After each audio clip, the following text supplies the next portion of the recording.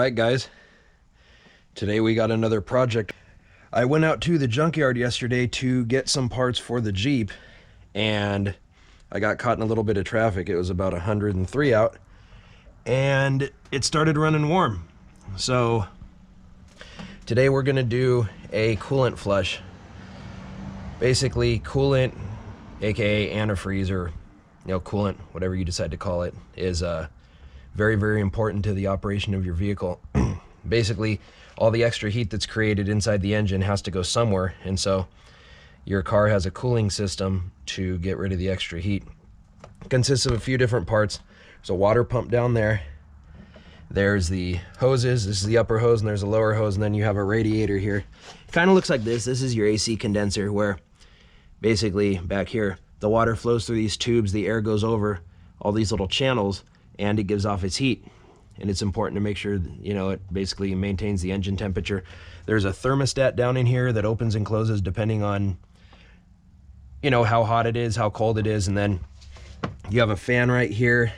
And then there's also on this model, it's an 03, so there's an electric fan down in here, which when you turn the air conditioning on, it helps keep the truck cool. So the AC works when you're in an intersection. When this fan right here that's driven off the belt, it varies depending on engine RPM. So if you're sitting in an intersection idling, it won't spin as fast. So this electric fan helps keep it cool. You can see, it looks green here, but I can tell it's, a little rusty. When I pulled the coolant cap off, the water was kind of rusty. So the guy I got it from said that his sister kind of just put water in it, and there's a little bit of coolant in here. It should be a nice green. This one's kind of, rust green color. So first order of business, we'll get under here and we will find where the drain is for the radiator. Now, like I said, I don't necessarily like being under this truck yet because of its massive spider infestation, but it seems to have gone away. So yeah, if any of you know anything about black widows, it's very much ideal not to get bit by them.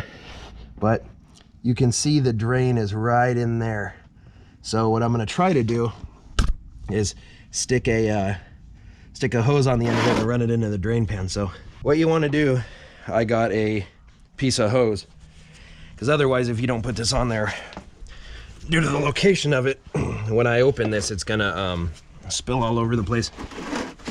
Sorry, it might be a little hard to hear me or understand me. A little bit under the weather. Got some cold, I don't know what's going on, but had it for a week or so. It sucks, but it's not gonna stop me from doing what I need to do. So I'm putting this hose right over the outlet there, and then I'm gonna loop this into my drain pan. I have about 6 drain pans, one for transmission fluid, one for antifreeze. This one's, I keep this one clean because, say you need to change the water pump on a vehicle right after you put new coolant in it, then you can go ahead and reuse it. So it looked kind of dirty, but it's really not. So I'm gonna go ahead and open this. Ooh, usually easier said than done. Now you gotta be real careful you don't crack this little drain, because if you do, you normally end up having to buy a new radiator.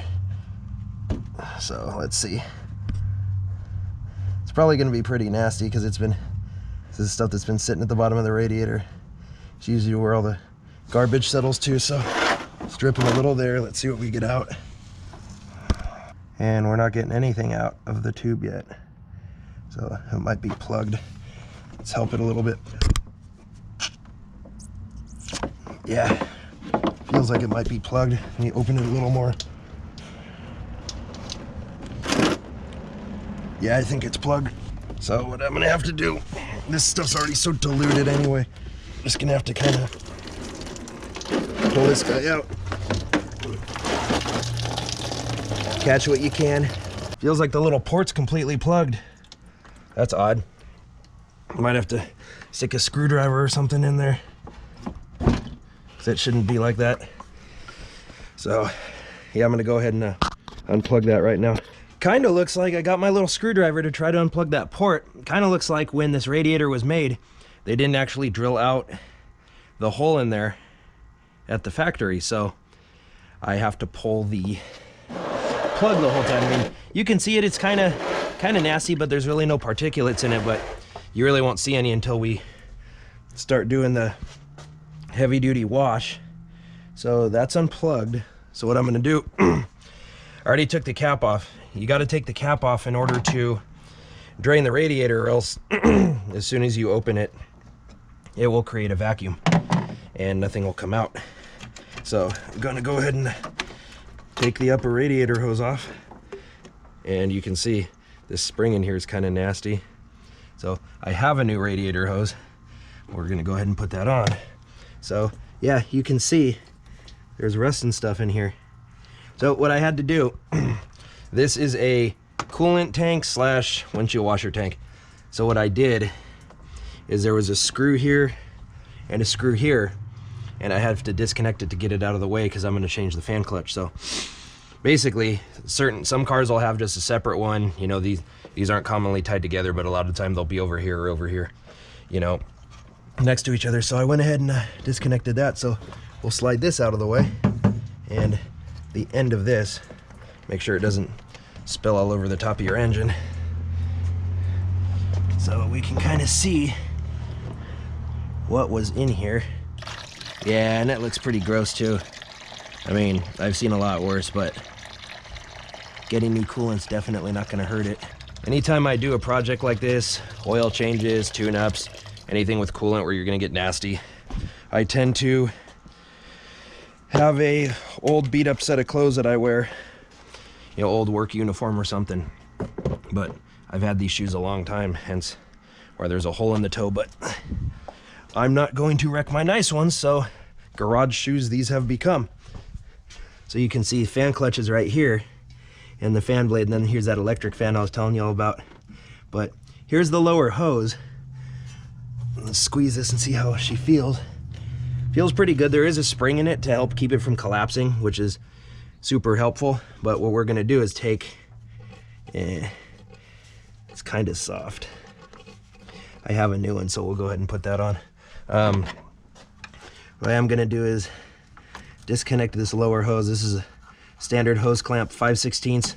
You can use an 8mm socket or a screwdriver or 5/16 socket, whatever you want, but I am gonna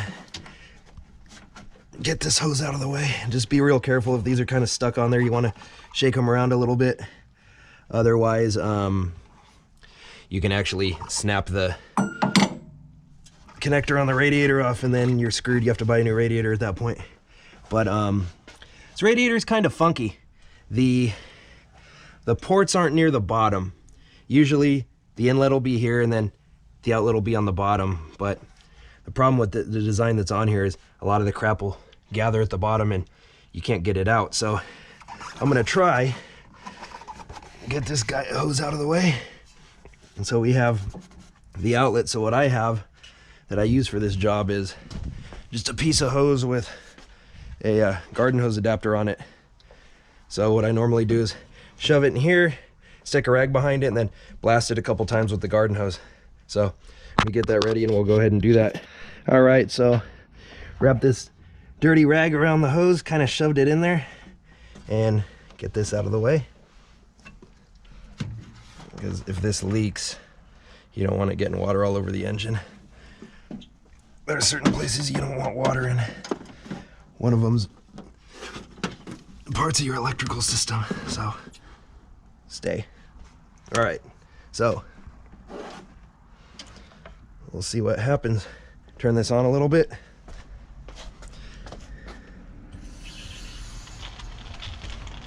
I'm expecting it to blow all over the place, so. All right, getting some coming out the plug, which is normal.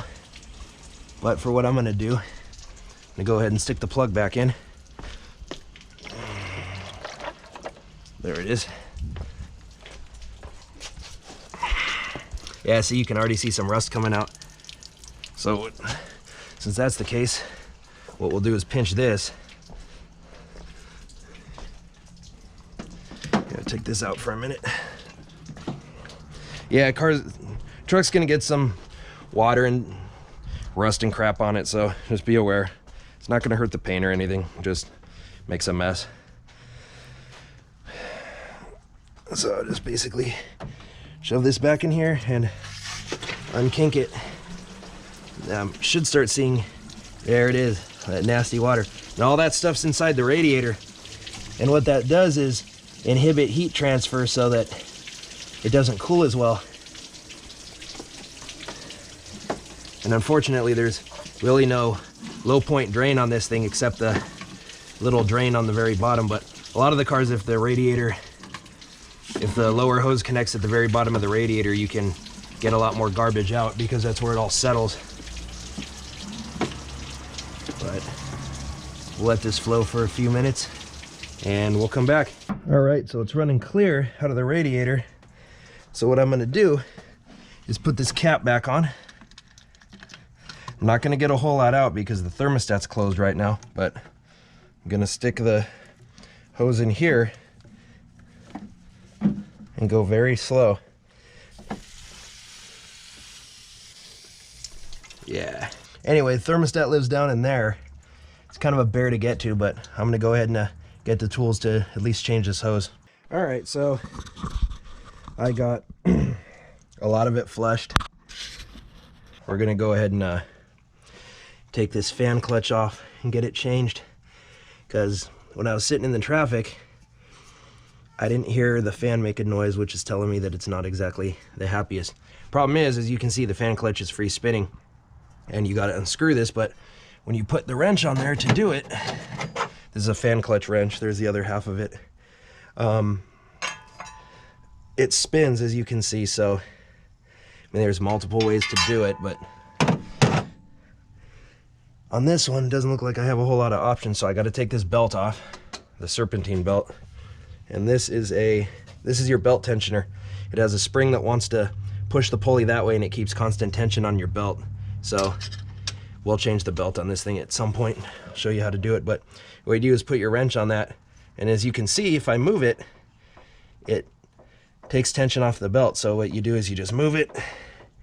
I'm going to take it off the alternator here and slowly let it go. Try to make sure it doesn't run into anything. Like this guy's kind of stuck on here on this AC line, but we can go ahead and leave it right there. But what I do need to do is basically get the belt off this pulley right here. And like I said, there's really no good way to keep that thing from spinning. So what I try to do is usually try to get something behind it, or you can use an air chisel. I mean, I haven't really found a good way to do it unless you have the set. So let me get a small pair of channel locks or something. We'll see what we can do. I haven't had to do one of these on a Dodge in a long time, so see where we're at.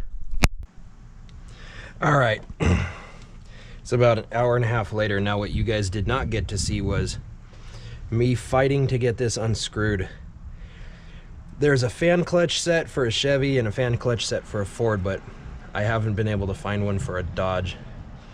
Not, at least not around here in stock. So what I ended up doing was an old school trick that I learned way back in the day, where essentially when you have a bolt that's stubborn, you can use an impact wrench or an impact driver, and it'll, you know, kind of impact the bolt and then cause it to break loose. Well, you can't on this. And I was just trying to use a wrench, and all it was doing was spinning the pulley. So trick I learned back in the day was use an air chisel and put it on one of the lands on the nut and just, you know, squeeze the trigger, it'll go brrr, and it actually unscrewed it. And then same thing to put it back on.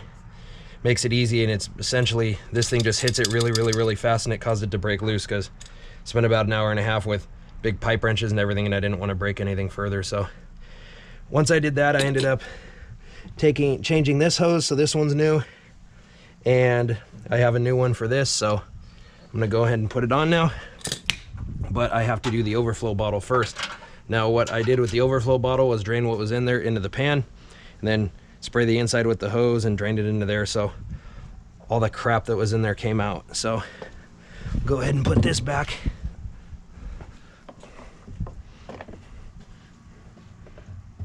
This basically is like the other half of the fan shroud, so you got to make sure it's lined up, and there's some tabs on the bottom of it, so everything falls back where it should be. But that's in, and just got to get the There's the old clutch. So I'm gonna go ahead and put these back in. Okay, the overflow bottle / shroud is back on and properly lined up. Now what we're gonna do next is put the new upper hose on. Now, as you can see down in here, there's not a whole lot of room, but you got to make sure you orient the hose clamp so that you can actually get the extension through here. So what I'm going to do is dip the hose ends in the antifreeze, because besides making sure that the coolant doesn't freeze, the antifreeze actually also acts as a water pump lubricant. So that's why when you touch it, it feels a little bit slippery. So make sure this goes on all the way. Then loosen this. Get it down past this wire. Careful not to nick it, because that's the positive wire, the charge wire that goes to the alternator from the battery. So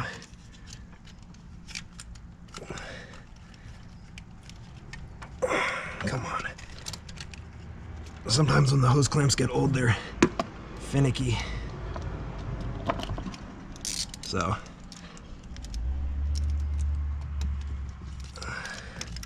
get it in here. There we go. Oh, that wasn't good.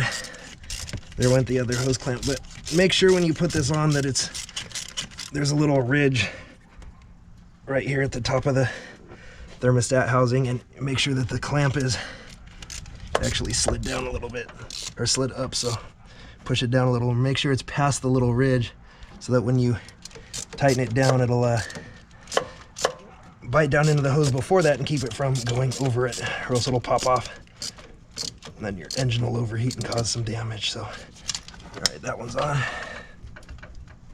shouldn't go anywhere. Now the other one, yeah, crap. Oh, there it is. Didn't go too far, thankfully. So slide this braided part down. They put this on. It's kind of a chafe shield, so that if it's gonna chafe, it'll chafe against this. It's gonna hit right here, so it'll chafe against that instead of the hose itself. So I gotta zip tie this wire up out of the way or something so it doesn't rub on this manifold, because this manifold's kind of rough and could cause abrasion on that wire. But anyway, here's the other end. Ooh, this clamp's kind of almost maxed out. We'll see if I can use it. If not, I'll go get another one. It's not a big deal. And it looks like this is cut to fit. It's just pretty long, so looks like I'm gonna have to cut some extra off, because it's supposed to lock down in there. So I'm gonna go get a blade. Well, as you can see, I had to cut some off that hose to make it short enough. It's not an OEM hose, so a lot of the time they're cut to fit, so you just take a razor blade or a box cutter and cut off what you don't need. So anyway, got my new cap, got the overflow bottle in. Let's plug this in. What I'm gonna do now is get down here and make sure that the drain plug is in, which it's just stuck in there, it's not screwed in. So go ahead and screw this in. Okay, now I'm gonna go ahead and start filling the coolant. This is Prestone 50/50. It already has water in it, so you don't have to add anything to it. So if you get the standard concentrate, you have to add water to it. Should always use distilled water at the minimum, filtered, but distilled's always better. So basically this stuff just lets me just pour it in until it gets here, then I'll start it and we'll go ahead and slowly bleed it out. So I go ahead and fill it. Try not to spill any on the belt, because like I said earlier, this does have lubricant in it for the water pump, so it can make your belt slip. I'm gonna have to do this a couple times, flush the coolant in this, because it's pretty nasty. So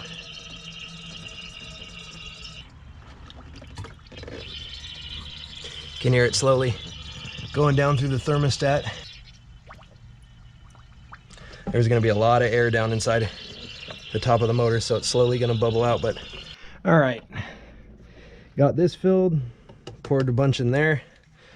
Now basically what you want to do is start the vehicle, set the heat on max, and then let it warm up, and basically all the air will purge out of the engine, and then if it needs some, it'll suck it out of the reservoir. But unfortunately, since this cap isn't at the highest point, it really won't do me any good to leave it open once the engine's running. Now there's two different kinds of caps. There's this one, which is a standard one. You open it and it'll pop off, or you have this one, which basically if you want to relieve the pressure, you can lift this little tab and it'll relieve the pressure into the bottle so that you can open it.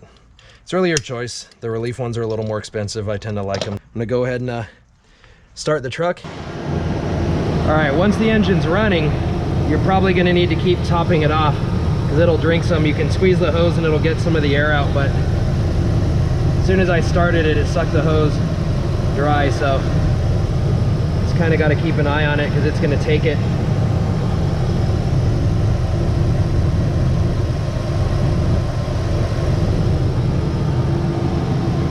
Then basically let it come up to operating temperature, and then just keep an eye on it. It'll bubble out and keep drinking coolant. Once it's up to temperature and the thermostat opens, it'll fill this tube with coolant, because right now the water is going through the heater cores, the front and the back, because this one has two, instead of going through the radiator. Basically the thermostat controls the operating temperature of the engine, like I mentioned earlier. So right now, since the engine's cold, it's just running through the heater, and then once it comes up to operating temperature, if it needs, it'll open the thermostat and start sending coolant to the radiator and cooling it off before it goes back to the engine. So the thermostat opens and closes depending on what the engine temperature is. So that's why you want to get it up to temperature so the thermostat can open and get out any air bubbles. So that's pretty much the coolant flush process. Sorry, I wasn't as in-depth as I should have been. That fan clutch kind of threw me for a loop and wore me out. So anyway, stay tuned for more. This truck should be running a lot cooler, and we'll go ahead and do the thermostat at some point later, and hopefully that'll be it. All right, guys, thanks. Have a good day.